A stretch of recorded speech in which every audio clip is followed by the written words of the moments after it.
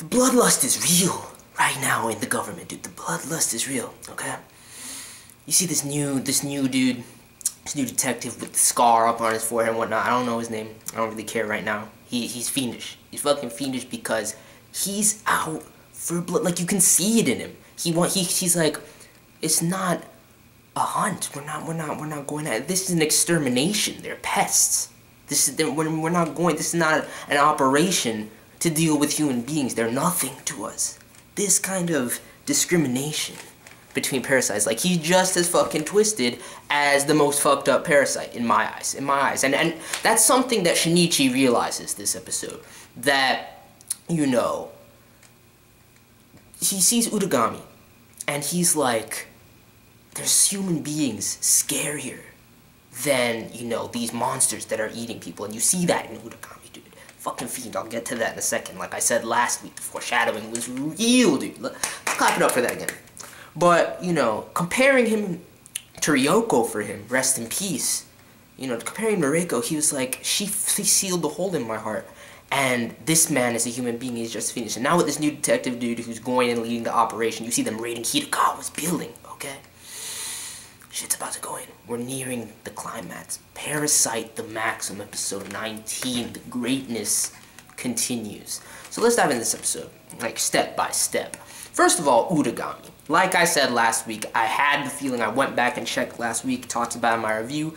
It's confirmed, same fucking fiendish serial killer from the end of the first episode. Straight up confirmed. You see how he associates with the parasites and his whole backstory, how he was arrested and everything like that. And you see this kind of, you know, air about him, like sinister, like especially with that foreshadowing, like I said last week. Uragami is going to be key to these last 5 episodes of Parasyte and how things resolve themselves. I see it. No matter how things play out, Uragami is going to be a key factor in it, because they wouldn't have foreshadowed him that early otherwise. And just his mentality, it's warped at the same time. You know, you see, like, I love the philosophy of Parasyte in terms of delving into human nature and, you know, animalistic tendencies and instinct and things of that nature. And he's just like, any animal can discern the difference between its species and a different species if you're in tune, in depth with that kind of thing. And you see it when he's talking about Shinichi, because Migi was asleep.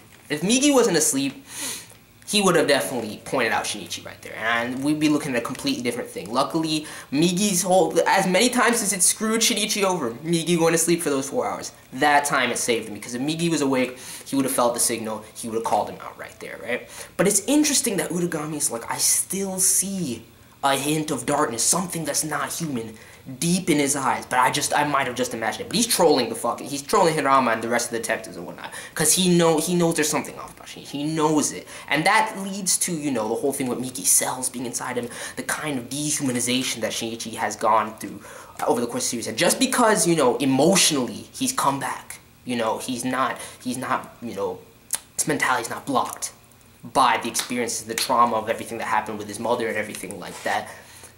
He's still, there's still a monster lurking inside him, with the foreshadowing of those dreams, with Migi's cells being dispersed throughout his body. Still something you can tell going on with Shinichi, and that's clearly something that Uragami was able to pick up on.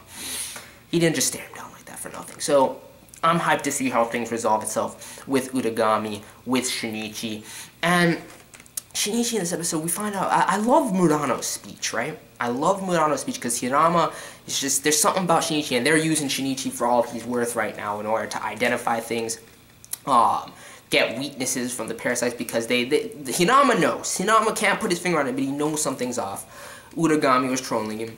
And, you know, the detective, this dude that's leading the raid, he doesn't seem like he gives Shinichi the time of day. He's fucking like, Shinichi, he's just a high school student. He, you know, he's like flamethrowers. Haha, no, we gotta aim for the heart, right? But Hinama knows something's off, and Shinichi's become integral to their whole operation at this point. And I'm really interested to see how things will progress with Uragami and Shinichi being, you know, under the eye of the detectives, and then you have everything with Hirama, which I'll get to last, and GOTOU. But Murano's speech, dude, when Hirama comes to Shinichi at the school, and she's like, we've seen so much blood at this point.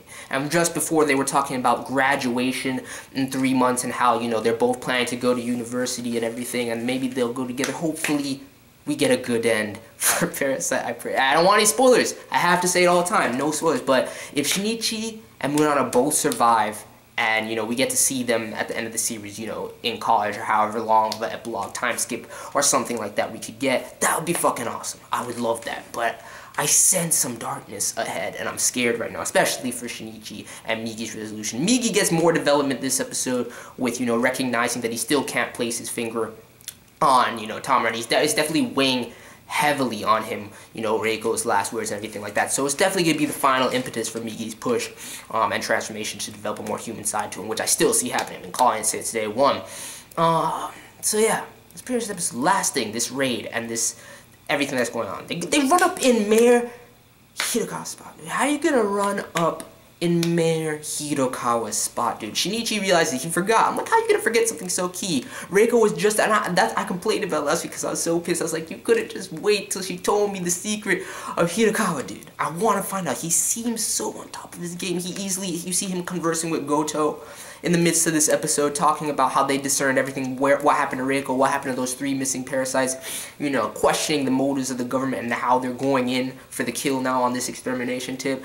And Hirokawa's not going to go down with that fight. I see it lurking, and I can't wait to find out the secrets lurking within Hirokawa, dude, and what his persona is truly like. He has this facade on like a boss, dude. He's like, no, let the women and children out first, you know, I'll wait. I'm just like, dude, what is he gonna do? And then you have GOTOU lurking in the wings. I can't wait to see these final battles and how everything resolves itself. But, you know, this machine that they have, that they're basically taking the human genetic material off of the screen, and whatever's left, if something's left that's, you know, aside from the skeleton, is they identify the parasite, right?